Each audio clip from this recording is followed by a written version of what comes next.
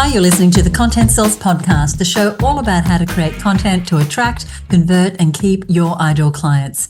Welcome to episode 245. I'm Suzi Dafnis, and here with me is my co-host, Michelle Falzon. Hey, Michelle, how are you? Hey there, Suzi. I am great. I am keen to chat about marketing systems with you today. I love a good system, and I know you do too. And when it comes to content marketing, having clear systems or ways of doing things can save so much time and rework. In fact, you can create a ton of successful marketing content in a streamlined way. When you can do that, you usually have some good systems in place. And when you can do that consistently over and over again without burning yourself out, you probably have some good systems in place. So this is why we are covering some marketing systems today. We actually did cover marketing systems back in episode 221. The episode was called 3 Easy Marketing Systems That Can Save You Hours Every Week, but we are continuing on with that theme. That's right, we are. In today's show, Suzi and I have picked 4 more of those marketing systems that you want to have working for you in your business. Now, this list, like the list in the last show, is by no means exhaustive. We're chipping our way through all the marketing systems there might be, but there are lots of places and spaces to systemize when it comes to your content marketing. However, the 4 we've picked today, we think a pretty great place to start, and this is going to help you to optimize, to get more traction, to get more results with your content marketing right now. So let's dive into our first system, and that is having a marketing calendar and planning system. So this is a system you want to work on regularly in your business. So to start with your marketing calendar and your plan, it could be something that's kind of a back of the napkin, something roughly drawn out that you might have been doing over the year when it comes to different marketing promotions.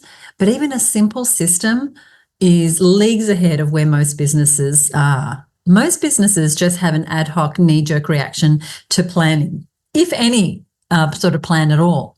So I want to give you a quick overview of our marketing calendar and planning system and how I think about it. And like I said, you might not start at this level, but you want to aim to devote attention and intention around your marketing plan as you grow your business. And in fact, it's really hard to grow your business without this system constantly being up-leveled in your business. And this applies whether you're a one-person operation or whether you have a team, is having a system in place. So each year we create an annual marketing calendar, which contains all the promotions and plans that we have in a given year. So anything that we need to be marketing is going to be on this calendar. So this includes things like when we plan to have our big promotions, whether that's for our mastermind program, our membership, our courses, our retreats, and so on. And we include when we think they're going to happen in the year, but not just when the event itself happens, but also the lead up and the follow up. So there's the planning for the event or promotion. There's the production and all the details that happen during that event or promotion. Then there's the delivery if we're selling something and then have to deliver it post sale. And we do this first on a calendar app called TeamUp. And is literally an online calendar that allows you to have different types of calendars for different types of activities. So we have one for events, we have one for podcasts, we have one for different programs, we have one for our membership. And we put it all in there so that we can see, how does this week, month, quarter look like? How far apart are these promotions? And we can look at them in this many different views that the app allows us to view to see how the year stacks up. And we do that before we then put those projects into our project management software, which I'll talk about a little later on. Yeah, and a huge +1 to getting that big picture shape of the year first. I think sometimes people think they've got to rush straight to detailed kind of project management stuff, but that is a surefire way to create a lot of extra work for yourself that you may need to unpick later. So definitely do that high-level planning. I know when I work with my clients, one of the big mistakes people make is not doing that high-level big picture of the year plan, but it's also not thinking about something you mentioned, Suzi, which is thinking about not just the date of that webinar or not just the date when that launch is going to happen, but all the things that have to happen before that. So what I like to do is kind of color code. If I'm looking at my calendar and I see that we're going to do a launch, say we're going to open cart for a week at the end of August, I know that a lot of August is going to be on production of the video content and writing the emails, and then a lot of July is going to be on the planning, and maybe it's organizing and booking things and things like that. So you want to really make sure that you don't look at this calendar and go, well, look, we've got a webinar that week. The following week we can do a launch, and the following week after that we can do a challenge, just because the end product, the delivery point, is there's space available for that in your calendar. You might be in pre-production on something else. So that's a really important thing. I love the big picture view because I can see the timing. I can see the spread of events. Like, we're not doing anything for the first 3 months of the year. We need something in there, or we've got too many things front loaded into the front of the year. Or it could be that, you know what, we're not giving enough space between this event and that event to create a real runway. And we've got an episode on the marketing runway, and we'll include a link to that in the show notes. But it's this idea that, you can't just come out this week and say, we've got this big promotion next week. You want to build anticipation for that over time, and you want to create space for that and think that timing through as well. So that big picture view isn't just about the deadline of the thing. It's about the production of the thing. It's about the spacing of the thing. And then ultimately, it's about looking at it with a set of eyes with your budget goggles on and saying, is this marketing activity this year going to produce the revenue that we need to produce to achieve our budget goals? And I've just been doing a big, deep process on this with my client for next year. And that's exactly what we've been doing. We've been looking at budget goals. Now we're into the marketing plan, and it's like, okay, do we have enough marketing activity in the calendar to meet those goals? And you want to be doing this as early as you possibly can. And inside of her business and all our programs, whether it's the mastermind or our membership or any of our programs, planning is such a big part of it, because this is one of the areas that a lot of small business owners especially, they do not do. And it really puts you on the back foot because time passes so quickly. And if you haven't mapped out a plan, then it's hard for things to go to plan. And even when you do map it out, it doesn't always go to plan. But, and we might move things around. We might think, oh, you know what, we didn't allow ourselves enough time, or we've changed our mind, we're going to go with a different angle. But we have the big rocks in place. We know what the year's going to look like. And this really helps not only me as the business owner, but it helps the team to know what we're working on, and helps us be as strategic and opportunistic as possible about when is a good time to do something. And we do our plans way in advance. And again, this is something a lot of businesses don't do. That's why inside the HerBusiness culture, this is kind of the way that we work. And it's a real shift for a lot of businesses. So we're always working at least 6 to 12 months in advance. And so as much as we can, 12 months, and then always revising it. And it allows my partner PJ and I to work the business around the big travel goals that we have for every year and other things that we have in our life. Like, we belong to a mastermind. So Michelle and I run a mastermind, but we also belong to masterminds. And I travel 3 times a year to North America to attend the mastermind. So that needs to be in the plan. Those dates are immovable. And then we add layers and layers of our own programs, our own promotions, but that's in there way in advance because, especially if you're doing the sort of things that we do and we've got in-person meetings for our mastermind, we need to book those hotels way in advance. So we need to have those dates. But even if you don't have that sort of business, having a plan is really about helping you create a business that doesn't stress you out because everything's happening last minute, but it's really helping you create a leveraged lifestyle that you absolutely love. Yeah, as you're listening right now, maybe you can think about a time where you were a victim of your lack of planning. I know I can. And, that terrible crunch where you're trying to be on holidays, but you're also having to do 25 phone calls because you just inadvertently plan something right on top of a holiday, or you've got team in all sorts of trouble, like feeling, stressed out and overwhelmed because we put too many things all on top of each other and we didn't kind of think about the lead time, or the public holiday that was going to happen the week before. And now we've got a short week and now we're all scrambling. So planning is something that makes life easier. And as Suzi said, which I loved, it makes you more likely to have the business and the life that you love. And I love what you were saying, Suzi, about putting your big rocks for your own life into the plan and making sure the plan works around that. And, on a practical level, we've talked about planning often and planning early. You want to be doing your annual plan for the next year in at least November of the year before. So it's 2024 as we record this episode. In November 2024, your system, your planning system needs to automatically have some time booked into the calendar in November for planning. You don't want to be planning your year in January or February. You get behind the eight ball right away. So you want to get ahead of the curve.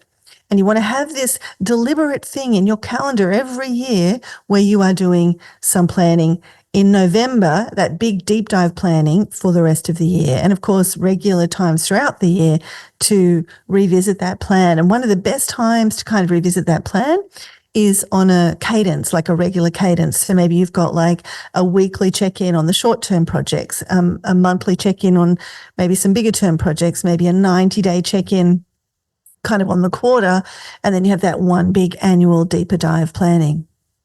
And that's exactly what we do inside of Her Business, inside of my business. It's also what we do inside of the Her Business Network. Every November, we have a planning day where all our members work on their plan for the next year. Every November, as part of our mastermind program, we have a whole day that's just dedicated to planning the marketing for the next year. And one of the reasons you want to do this is for that clarity and focus that it gives you. But another is that you want to be able to get your team on board and involve your team with that process. So once we've done sort of the big picture planning, we like to dedicate some time for our senior team to do the first round of planning. And then, we might take a couple of days out of the office or have multiple meetings to do that. But then we share it with the team and we get their buy-in. We answer questions they have. They add their input and their brilliant ideas that I want to hear as well. And then we go take the plan to a deeper sort of level. Because really it's the team effort that's going to get the plan done and rolled out. So we want to make sure that we have these people on board as early as possible because, they want to know what they're working on this week, this month, this quarter as well. They want that predictability, and their input is, for me, especially in my business, is such an important part of it that we like to get them on top of that early. And to Michelle's point, every quarter we meet with the team, and we just met last week about the next quarter. Okay, here's what's on the calendar. Here's what we're working on. Here's where we're going to be under a time crunch. And really, we're going to have very little bandwidth to do anything else. And then here's where it frees up. Here's the things we need to be thinking about this quarter because it's happening in the next quarter. And while we might need to do very little on it, there's still a part of our brain that's sort of ticking away in the background because we know that's coming up. And then the plan, whatever the plan is, whatever tools you use, needs to be somewhere where it's visible as we're making our decisions about resources and priorities, because it's really going to be a guide for the team. And so once we have our big picture plan, which is kind of more like a calendar basis, we start taking everything that's on that plan, from the smallest things like a weekly podcast to the big things like a 2-week membership launch, to a year-long program, and we break that down into projects, which we put into a project management software. Now, we use Teamwork, but Asana is another one. And there's countless number of different tools. But the reason we do that is that one project might have literally hundreds, if not thousands, of tasks and moving parts. And so we don't want to try and keep that information in our head or in a spreadsheet. We want it documented. We want to be able to assign things to a date, to a person. We want to put in the milestones. We want to be able to have reminders, have the system remind us when something is due. And so once a task is completed in our project management software, a team member will check that off. So I can go in and at a glance, I can know how we're tracking with the project, what's overdue, what needs to be picked up, what needs to be leveraged, where might we need to bring in a contractor to help us. Plus, we have weekly team meetings where we update each other on the progress. We also use another piece of software called Slack, which is a messaging app that works alongside our project management. The messaging app is where we have real-time conversations about the tasks that we're working on. And so we have we're very system-oriented. It's what allows a very small team to be a powerhouse team, and what's allowed us to have a dispersed team that's all over, but still we're able to manage multiple projects simultaneously and not drop the ball. So good. And I want to just take a moment to dimensionalize this for different types of businesses. So, we've been talking about her business. I've been mentioning some of the client work that I do, which is, again, mostly people selling thought leadership. So they are selling courses, they're selling coaching programs, they're getting people into launches for different products and services. But let's say you're an e-commerce store, and we've just had a wonderful e-commerce owner join our mastermind group, Loretta Brandolini from Illuminate Beauty. And one thing that we worked with her on was at that high level, thinking about her plan, was thinking about the optimal time to do things throughout the year. Now, she sells hair and, facial sort of skin beauty products. And so if you look at a year, what would be the best time to do different types of promotion? Like Mother's Day might be the great time to do a promotion around a bundle. Summer might be a great time to do a promotion around taking care of your hair, or, sun protection products that she might have in her catalog. Or there's another person in our mastermind group, Virginia Wells from Well Sorted, and she helps people organize their homes. She does one-to-one services, and she has a course.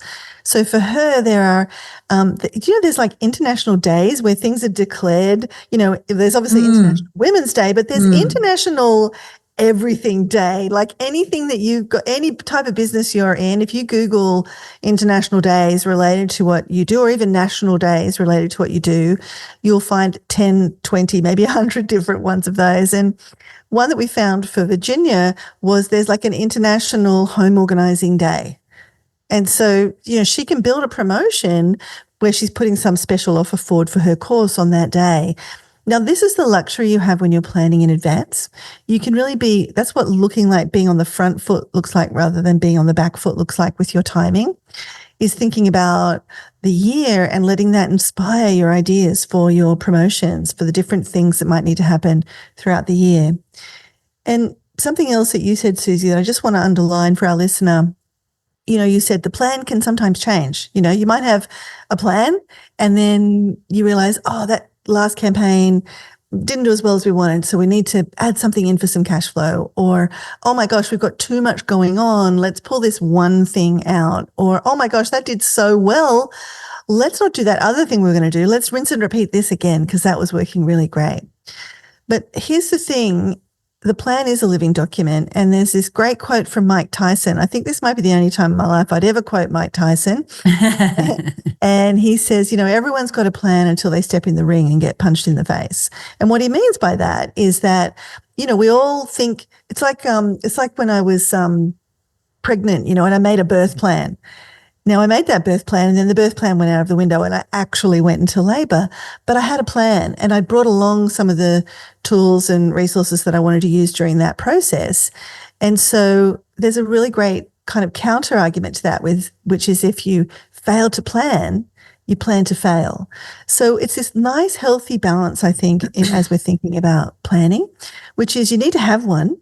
And you want to do as good a job as you can planning it out, because that puts you on the front foot. And then you also want to have that flexibility, that agility to change it as you need it, or to realize, hey, this isn't working. We need to pivot. So we've talked about this a lot in other shows, Suzi, and there's a couple of episodes that we're thinking of we'll include in the show notes. But I know this is an important point. Absolutely. And I could talk planning all day long because, the thing is you want to plan and then you want to get into action. So we're not suggesting over planning, but definitely having a plan. And so our first recommendation in this, marketing system focus in today's episode is about having a marketing calendar and a planning system. So let's have a look at the second must-have marketing system that we're going to go deep on today, and that's having a content creation and proofing system. So for this system, it's going to be different depending on what you are creating, what sort of content. For example, a new product or service that you haven't done before. Like we are running our very first HerBusiness Growth Retreat. Is happening a little later this year for our members. That content creation process involves some deep brainstorming from me and the creative team that I would bring around me. And that team could be me and PJ, it could be me and Michelle, it could be our copywriter that I might bring around to do this sort of deep brainstorming at the outset. And we flesh out the big picture in a lot of different ways. And so the sort of content that we're creating at that level is the event name. And that is something that we think about very intentionally. It is an important part of the whole picture. We think about the marketing hook. So what are the compelling ideas or phrases that we're going to use to capture the attention of our target audience and entice them to engage with the idea or the project or the new service that we've created? We also flesh out at that point the marketing language, like what are some of the specific words that we might use to describe the thing, whether that's the retreat or the webinar or the course or the membership or the in-store promotion or the online promotion. We think about the case studies that we might want to feature. We think about the imagery, like what photos or diagrams or models are going to depict the thing that we are trying to communicate. And we also think about at that big picture level, the branding. What's it going to look and feel like? Is it going to be aligned with another brand? Is it a sub-brand of something we already have? Is it a brand new set of colors and fonts and things? Like, how does that look? So in the case of the new project like the HerBusiness Growth Retreat, once we've figured out that I'm going to do something like, say, a series of emails and I'm going to have a sales page, and in the case of the retreat, there might be an early bird offer or a week of free content that's like a mini course to give people a taster. Then I can take all those pieces and break them down into more familiar projects that we do all the time. And so, we do emails, we do offers, we do courses. And so I want to map this new thing that I've created to the systems and processes that we have. So a webinar is a webinar is a webinar. There's certain steps in creating a webinar that we're going to follow no matter what the topic of the webinar. To give you an example. So once we have that, then we get into some of our more well-known content creation systems, like I said, that we've developed over the years. So if we're talking about a webinar, as I just said, we have processes. We know what we need for all the elements of a webinar. If it's a sales page, and the sales page is the page that we send people to learn more about what it is that we're selling, and this is not on our website, it's actually a dedicated page, then I might need to think about what's going to be on that sales page and all the elements of that page, but also what happens when they go from that page, where are they going? What's the system? Okay, the system is they have to apply, say if it's a retreat, or the system is they go to a thank you page that gives them a link to the webinar, or the system is they go to the shopping cart and they have to enter their credit card details. So you're thinking these systems through. Or if it's email sequences, whether they're to nurture people on our email list who haven't purchased, or if it's an email sequence that someone gets when they buy, or if it's an email sequence of offering people something to buy, that again is a system that we can rinse and repeat, applying it to different products and services. The other parts of those content creation systems that we have systems for are things like new logos and brands and how they're created, or our weekly newsletter, which we've published for almost 30 years, or the regular podcasts. There's a system to every podcast that we do. We don't just show up here and Michelle and I go, okay, what are we going to do today and how are we going to get this on the air? Like there's a system that we're following. The same with social media posts and how they get written and how the supporting images get created and the captions get created and what hashtags we use and which platforms it's going to go on. I've said a lot there, but I want to give you the sense that what we're doing here is we have a content creation systems. So for whatever the content is, whatever the format is, there's a system behind it.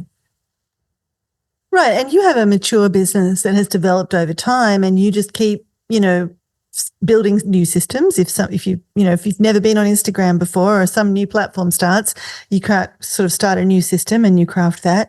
And you've got other systems that have been around for a long time that you just keep tweaking and maybe, that process can now be replaced by this step because we could use AI there, or this process, we've got a different tool that it has to be slightly different. So I think if you're listening and you're going, oh my gosh, that's a lot of systems, just know that you want to be aware of having these content systems. And then what are the most important ones for you right now? If you don't have any of it systemized and you're really relying on a lot of webinar action, then double down on getting that systemized and then kind of work your way piece by piece through the business. And Suzi, while there are plenty of steps in those processes, one part of the system particularly that I wanted to mention was proofing. You always want to have proofing as part of your content marketing system. If you've got 10 steps in your process for writing emails, you want to make sure one of those steps or several of those steps even involves proofing. And this involves at its simplest level, just taking a beat before you send that email, before you put that website live, before you, launch that ad. and check, is it clear? Are there any typos? And, we don't want any typos really in our work, but particularly typos that are going to affect things like the date, the time, something in the headline, something that makes it really confusing. They can really impact your deliverability of the information. People can get confused by a typo. Do the links work? I don't know how many times I have seen web pages, emails, all kinds of things where the links don't work. They're broken. And it might not be on the first page, but like after somebody's opted in for your lead magnet, on the thank you page, the link there doesn't work, or the add to calendar link doesn't work. And these are really vital parts of the process that just diminish your results. Does the payment gateway work? This one is a doozy. I have seen this for real, where everything's been tested within an inch of its life and the payment system was in like sandbox mode. And then it's been forgotten to be turned out of sandbox mode. Gosh. So you're driving you've turned on the marketing machine, you're driving all these leads, people are doing the thing you're hoping they would do. They come to your order form or your online payment system, whatever that is, and guess what? They can't buy. So I always like to run real money through my system before I go live. And that way you can always credit yourself out or the team member who's done that for you on their credit card. But I like to see if you're running a system where you're taking people's money in an automated funnel in some way, that it's doing it. It's taking the money. So all of this is to say, take a moment, because you're in a rush sometimes, especially if you're up against it with your deadline. But you've done all this work to get to this point, and not having those things proofed at the end is kind of like snatching defeat from the jaws of victory. It's like falling down right at the finish line because not taking the payment, the link not working, that's just going to stop people in their tracks and really defeat your mission. So if it's not you don't have the time, or maybe you aren't a detail person, you want to know that, make sure someone on the team is doing this for you, that's part of your step-by-step process. If you've seen it and you're happy with the way the email looks and the message, maybe it needs to go to somebody on the team to proof it before or after that, just to make sure they've picked up any of their links and all of those things. And that's a little system. Here's the 5 things we always test before we send out an email. There might be some things you need to institute with your tech team that they're always testing that are outside your sort of expertise or scope. Like they might always have to test how fast a page loads, or that the mobile version is working, or, that the pixel's been loaded, or any of those things that they need to do from a tech perspective. You want a checklist and a system for that being done, but also for you knowing that's been done, for that, that's been checked off in the project management process. And to Michelle's point there, it's like, just because, a designer has designed the page, it doesn't mean they're actually looking at the words. So you want to have someone else proofing the page, because little things can sneak in. And so you might think, well, Suzi, I don't have a team of people that can do this. Borrow a set of eyes. I used to do this a lot in the early days of my business. I was just get a friend and go, could you just, like, you're going there for the first time, click on the links, read the copy, whatever. And I actually had a friend who, even now to these days, will sometimes just send me a little note saying, I noticed a typo on a page, and she hasn't, she doesn't work for us, never has. But it's such an important part. Now, this is especially where we've gotten caught a few times, Michelle, is where we're rinsing and repeating. So we did a webinar in March. We're going to do it again in May. And then somewhere sneakily in there in the FAQs or on an image or whatever, we've still got the old date or the old time. So you just want to have a system. So we have a system now, which is our testing system, which happens a couple of days before any campaign goes live, where different team members are checking different things. So someone else might be proofing, someone else might be checking the links, someone else might be, checking that the metadata is correct on a page or whatever it is, to make sure it all gets checked off. And we're not perfect. Things still do sneak in, but you want to have that proofing system that Michelle mentioned. It's such a key part of your content creation system. That gets us to our third marketing system that we want to talk about today, and that is case study and testimonial systems. And I love this because collecting case studies and testimonials is such a valuable thing for you to do for your business, whether you have 1 or 100. Just collecting your case studies and testimonials is so important. And often this doesn't happen because there isn't a system. And so it's missed or it's underutilized because you haven't built it into your workflow to be collecting testimonials. And so you've delivered a great service and you've checked off all the steps in your service delivery and you think it's done, but you've forgotten to ask for the testimonial or the case study. And we are quite fanatical at Her Business about collecting testimonials and client stories. We are always looking out and listening, whether it's the emails that come to customer service, the comments made on a webinar, or in the Facebook group, or even in conversations. And we harness those, we categorize them, we have a place where they go, we have a way that they're named so that they're ready when we might need them. And because they are so useful for you to use on your website, in your emails, in your landing pages, on your social posts, stories to tell on this podcast. You'll often hear us tell stories about our masterminders because we catalog them somewhere where we can make sure that they're there to share when it's an appropriate story. And, sharing case studies with people in similar situations lets them know that you can help them and that you've done this before. It's so, so powerful. Oh, absolutely. And the perfect time to collect one of these case studies is often right at that thank you point where you've delivered on the thing you promised. People are thrilled with what they've experienced. Like if you install pools, it's when they've, that final check of the pool is done, all the tiling is done, the pump works, everything's beautiful. And you're kind of getting them to sign off on the final acceptance of the job. Or it's when they're graduating from the course, or it's when, if you do websites for people, the website's gone live and you've just done the final live audit to just let them know everything's working as it should. Those are the moments where people are like, this was so awesome. I love it. Thank you so much. At that moment when they say thank you, this is a great time for you to say, oh, look, we love doing this project for you. And, it would be so great if you wouldn't mind just putting into a few words how this project was for you.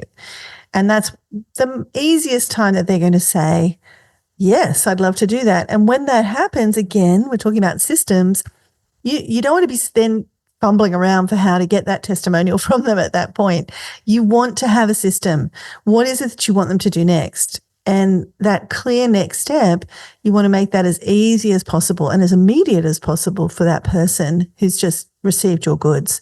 So, maybe it's that you want them to write a testimonial and you have a little page on your website that gives them 3 tips on how to write the testimonial and a little space to submit the written testimonial. Or it might be that you have a place for them to record a video. Suzi, I got sent a request the other day and I can't remember the name of the tool. I'll find out and I'll put it in the show notes, but it was basically this tool where you record a little video like generically and say, I'd love to get, just some words from you about what it's like to work with me. And then it gets sent to people. And then if they say yes, it sort of takes them through a process to learn how to write the testimonial. So, think about, it might be that you are somebody like you've got a software and you want somebody to do a review on G2 or Trustpilot. Maybe you want them to go and put a review on your website like you're an e-commerce store and you want that review right there where other people are thinking about buying.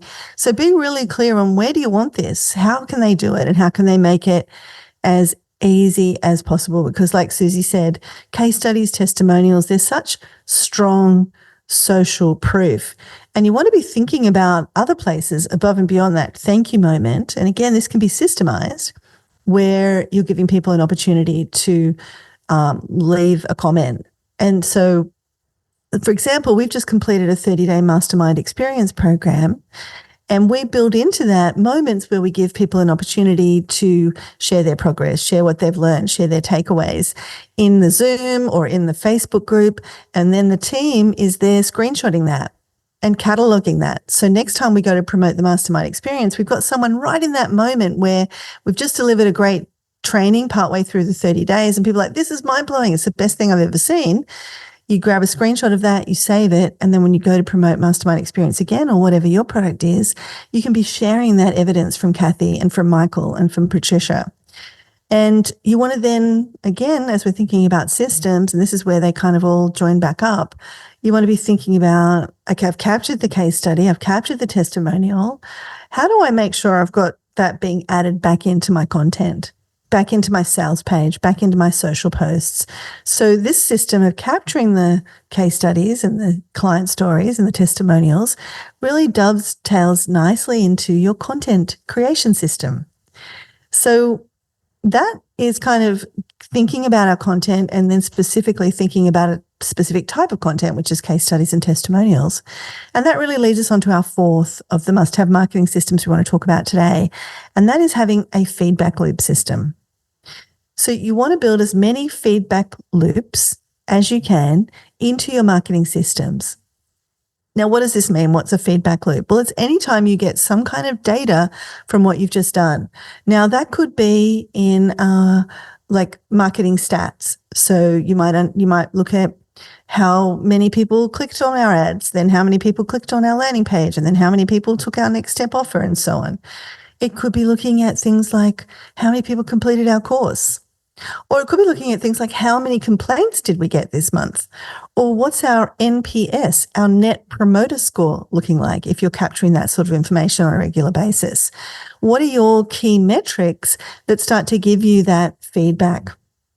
And one thing I really love to build in, again, to have as a part of my system, is a campaign debrief. So when you're building out your annual calendar plan and you've got that launch, what you want to pop on the calendar, just as soon as possible after that launch or after that webinar or after that meeting or after that challenge or whatever it is you're doing, you want to have a debrief. Because I'm not sure who said this, but the fortune is in the debrief. The things you learn from that first campaign or even that second or third campaign in the debrief help you to do a better campaign next time. This is what makes that rinse and repeat of your marketing so powerful.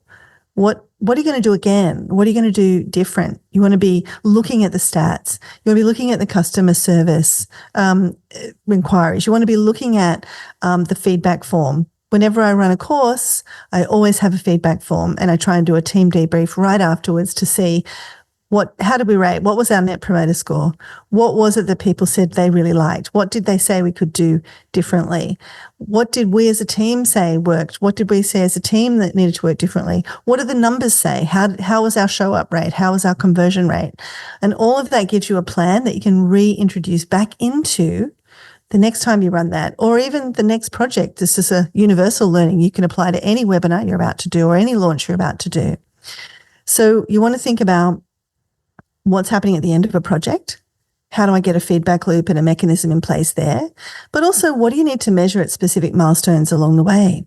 So I'm working with a client right now where we're building milestones in for a really big launch that's got a very big kind of financial target. The success of that launch is actually created weeks in advance when we get people opting in for the lead magnets, because those lead magnets turn into people attending the launch free content that turn into people buying the product, which turn into people buying the higher dollar, high ticket upsell that comes after that. So we need to know, one of the big feedback loops we want to know right at the start is, what's our advertising looking like? How many lead magnet opt-ins do we have as certain parts of the process so that we can know if we're on track? And if we're not, hey, somebody hit the red button on the desk and go, we're not on target. And then we can put more resources in place. We can change the creative. We can try a new lead magnet. We can try a new ad strategy. So some of those things are going to be mission critical to your business. And you want to look at, how do I build feedback loops in for that information so that I can tweak and change?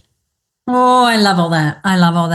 One of the systems that we use when we're in a campaign is that we track our email statistics. And so it's not unusual for us to be a few days into the campaign and to have a look at our email statistics and maybe make a little pivot. Like, oh, you know what? This sort of email is being responded to much better than that. Let's substitute the email further down, or let's change the top half of our thank you page because we're not getting the opt-ins from step 1 to step 2. And so you can only make those decisions if you are monitoring, if you have a feedback loop. Even a feedback loop to say, what are our daily downloads of this lead magnet that I'm using as the main thing to get people to buy my thing? Like, what's happening every day, and just building those systems in. The other thing I want to say about debriefs is that you can learn a lot by keeping your statistics from debrief to debrief from campaigns when you are rinsing and repeating. And so one of the things that we do is that we have a spreadsheet that is just the statistics from our membership launches. So every time we open the doors to membership to the HerBusiness Network, we track the same statistics. And over time, we can see, oh, this bonus seemed to do better than that bonus, or this approach worked better than the other approach, or this time of year was better than that time of year, or when we changed the pricing, this is what happened. But you can only build this level of intelligence into your marketing if you have a system, which is your feedback loop system. So thank you for that, Michelle. So there you have the 4 must-have marketing systems that we wanted to cover for you in today's show. And they were having a marketing calendar and planning system, having a content creation and content proofing system, case study and testimonial system, and our feedback loop system, which Michelle just took us through. So we've got all the links and resources, like other podcast episodes that are good companions for this one, that are relevant if you want to go deeper into today's topic. And we're going to put those in our show notes for you. And I'll tell you where to find the show notes in just a second. But first, we love sharing these tips, and business owners, if we sound like we're total geeks around this stuff, it's because we are. We love sharing these tips, and we want to share them with as many business owners as possible. So we would love it if you enjoyed this episode to share a rating or a review on Apple Podcasts or Spotify or wherever you can leave a review. We have over 100 5-star reviews. So I want to thank our regular listeners. One of our regular listeners, who's also one of our masterminders, is the wonderful Christy Lee Billett of People Powered HR. We've mentioned her here on the show. And she was just listening to an episode just a few ago, which was about 8 website mistakes that could cost you.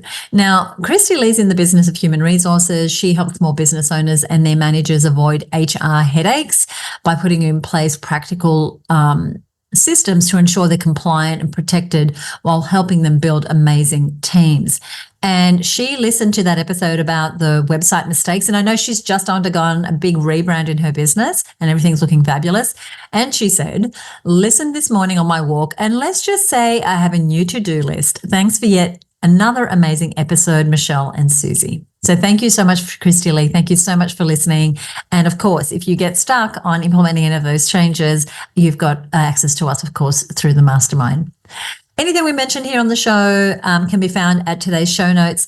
You will find them over at herbusiness.com/marketing systems. That's herbusiness.com/marketing systems. Now, Michelle, we've got a fabulous new episode coming up 2 weeks from now. Tell us all about it.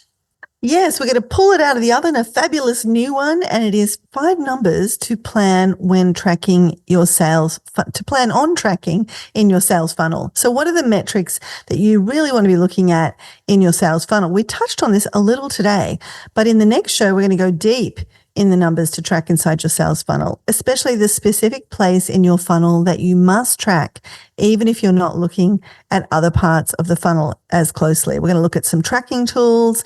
We're going to look at what to do with the numbers you track that'll make a difference as you optimize your sales funnel. We're also going to find that this is going to be so useful for you as you create and optimize your own feedback loops. We were talking today about the importance of a feedback loop system. Well, these are some of the metrics you're going to be wanting to get feedback on in your sales funnel, that online process or offline process that you are using to go from somebody kind of being aware of you, how are you attracting them, how are you converting them, and then how are you keeping them, and all the numbers that go along with that. So really important as you grow your business and as you kind of look at how, where are the mistakes we're making in our business? We can be making mistakes and not know it, and we make them over and over and over again, but the metrics will show us, that's where it's not working. Let's just change that one thing, and suddenly we've removed the blocks and off we go. We're off and racing. I love what you're saying there because, you can track and you can track, but, we're going to be giving you the 5 numbers that are most important to track in your sales funnel and then what to do with them, which is so important. So that's coming up 2 weeks from now here on the show. If you don't already subscribe, wherever you are listening, there should be a subscribe button or a follow button. You want to go ahead and click on that. That means the next episode will drop into your feed as soon as it's available. Michelle, anything you want to say before we go today? I want to know what marketing systems people are going to be fixing and tweaking and changing. Let us know over in our Facebook page. Just search for Content Sells Podcast on Facebook. We love it when you interact over there, or if you've got a question, or maybe you've got a marketing system that you want to suggest as a must-have. Yeah, we would love to hear from you. Thank you so much for listening to the show. We love doing this show for you. We'll see you next time right here on the Content Sells Podcast. Bye for now.